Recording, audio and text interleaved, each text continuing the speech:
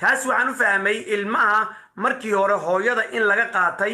dawladdu markay ilmaha qaatana waalidkii iyo ehelkii bay ku wareejisaa adiga lagu wareejiyay laakiin markii ilmihii adiga lagu wareejiyay ka bacdi yaa waxa dhacday maadaa u ogolaaday inay qaadato mise ayada qaadatay in ilmihii qaadatay ka bacdina dawladdu ilmihii laga qaaday bay waxay ku aragtay gabadhii laga qaaday oo haysata saasay ku qaateen maya gabadhayda iyadaa cunugga ii keentay waxay tiri guriga waa liiga bixiyey guriga dii laga bixiyey anig guriga haystaa ii dhif cunugga waay dawladdu ma ogeyn marka in adiga lagu dhibay maya dawladdu ma ogeen dawladdu yani dawladdu marnaba kuguma wareejin ma ogeen waxay dawladdu ku ogaataan kuu sheegaa inaa maya dawladdu marna kuguma wareejin miya adiga maya dawladdu maxay iigu wareejinaya dawlad gabadha kamaba qaadinba haddii gabadha laga qaado ahaa ay dhihi kartaa hooyada iigu dhiiba ayada maba laga qaadinba ayada dhanba lama arkinba ayada anaa arko hooyadeeda oo tiri gurigii waa nalaga soo bixiyey gurigii waayahay gaarigii gaaladu waa hadday gaari joojiyeen gaariga waa qaadan karaan laakiin see ilmaha u qaadan karaan way arkeen ma weydiiyeen waxay ku yiraahdeen seat belt ma leh gaariga cunug kuma wadid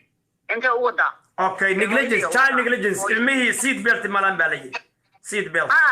gaariga cunug hadday ku wadi lahayd xataa waxba ma ahaatee markaas ayadu daroogo ma cabsanayn ya daroogo ma ka baareen alcohol daroogo ilmaha qada daroogay cuntaa alcohol ma aha okay daroogay cuntaa marka daroogadii baa lagu arkay iyo highway iyo ilmihii oo aan lahayn seat belt okay ilmihii koowaad baa la qaatay waa la qaatay xagee la geeyey caloosha ku wadaa okay mid labaadna uurkay ku wadaa okay waxay u dhiibeen adiga meelay geysteen meelaha ilmaha la geeyeen waa fahamta ma aho maalintii marka oo waxaa jirtay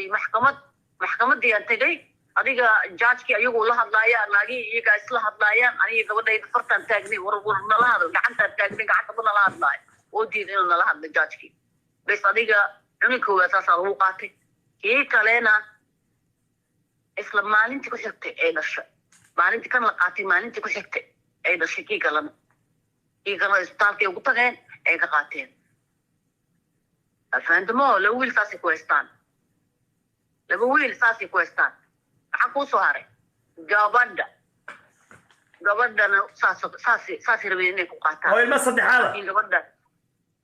saddex ay u dhashay maasha allah waa gabar yar waa yartaa iyadana 24 jirtaa okay ilmaha saddexaad say boqortay 24 bilood may jirtaa 20 maya 24 sano jirtaa ma gabadhaadaa jirta okay gabadha yar ay dhashay meeday gabadha yar ay dhashay waxay dhashay 2019 dhashay markay dhashay waa isbitaalkii ku haysteen waa carafnay aniga iyo walaashiisa iyo hooyadiisa waa orodnay gabadha communityga u tagnay sahro iyo gabdho kale aan u tagnay iyagana communityga war soo cararooy cunugtii isbitaalkii nooga haystaa waa naga qaadanaya war soo orda waa la wada orday maxkamadaa jirtay markaas maxkamadiyaa tagnay intii gabadha isbitaalka lagu hayay adiga maxkamadii aniga iyo sahre iyo gabdho kale oo communityga iyo dad kale iyo meeshii adiga naag fiican oo madow oo jaajaan ku aadnay naagtiyaa lala hadlay waxaa la yidhi waa kaasaa ilmahan eedadaa loo dhiibaya iyo eedada iyo hooyada aniga ay tiri judgeka waxay tiri maamada ayayda gabadha dhashay iyo eedada ha isla hayeen ha is caawiyeen saasaa gabadheena lagu siiyey ma fahamtay eedaa loo dhiibay ana waa la hayay yani ninka gabadhaada ilmaha ka dhalay walaashiis baa gabadha yartay la siiyey gabadhi loo dhiibay gabadha sahro communityga Soomaha gabadha ma jarteen communityga aad ugu dadaashay maya ma jirteen mahana umaleyna Somali community Sahro Farax Sahro Farax I think so Sahro Farax okay ala kulli xaal taasna isbitaalka waa kaasna isbitaalkii uga tagtay kii kale isbitaalka looga qaatay kana saasaa lagu qaatay marka okay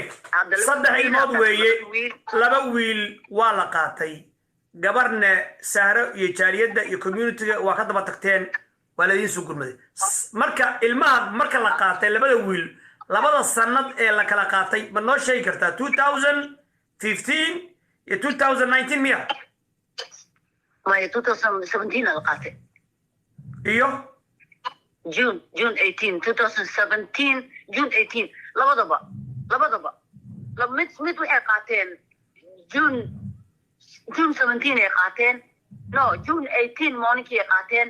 kan kalena June 18 2017 ay staff ku dhashay labadaba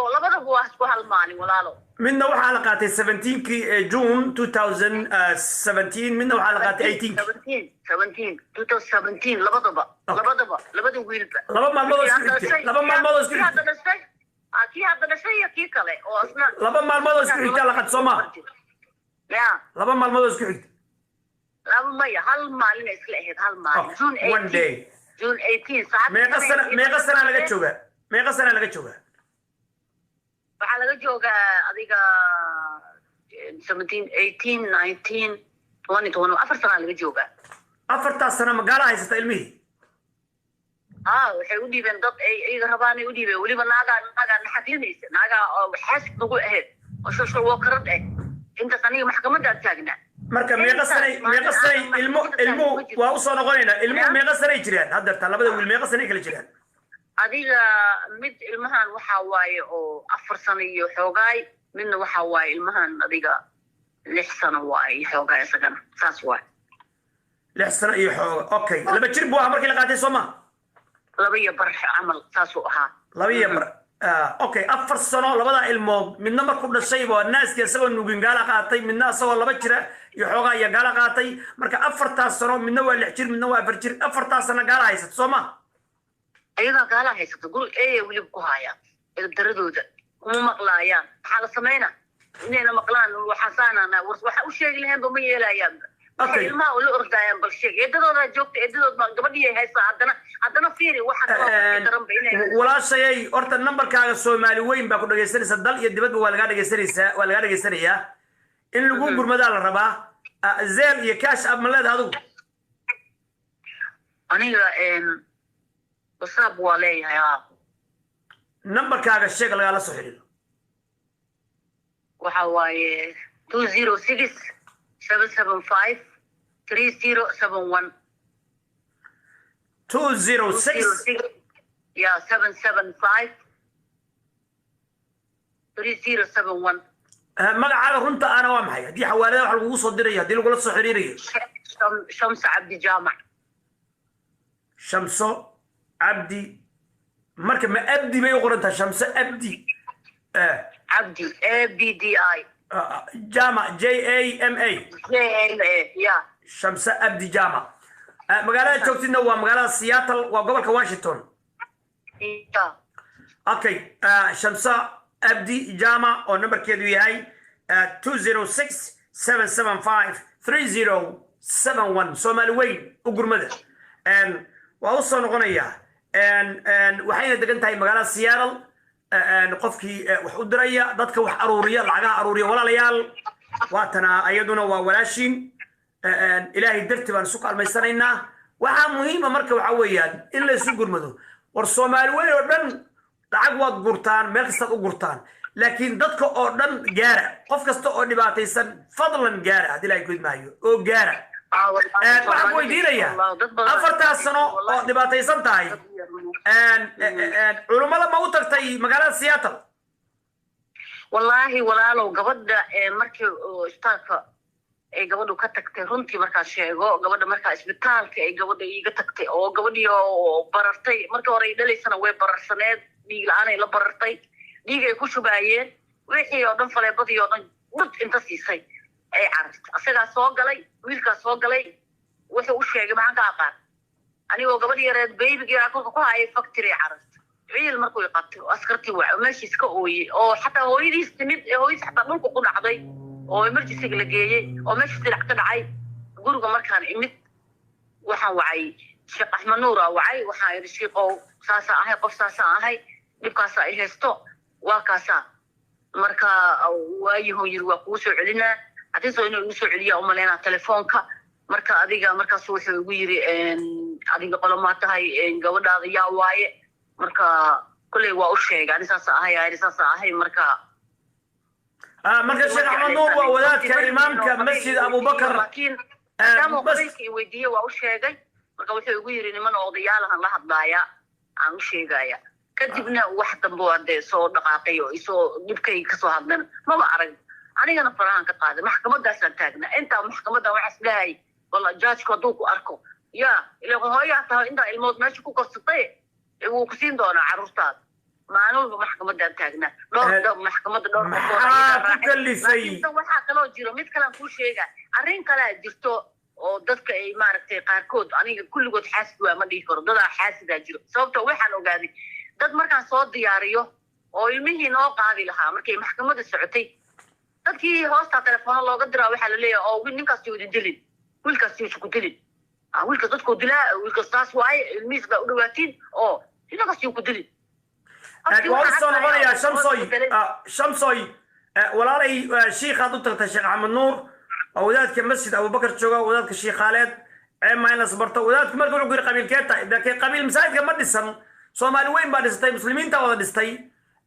وأنا ماشي صلقة مسلمين تقولون بهاي إلا تكال مستو حتى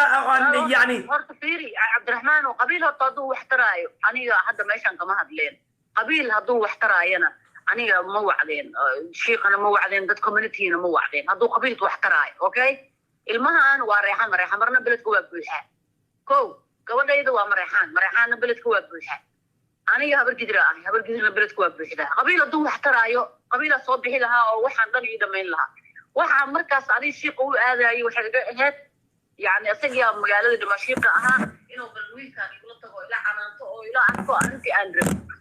لكن وحاول مرة دين قطي ياتين إساسي واسقط صغيرة يعني وكهرباء داسة وقلبي جاببة قبل إذا ما هيسكو المية ما هيو على الحلم يوم مقلس وقت إنت أنا يجرته هذا إراه يو كان درجة كاسو دقيقة لكن ما ننتي أو إسبيتال قبل ده أي نشوا قدام بيسي بابورة ديارها إن لصاروا أو ملكي يجي قبل إذا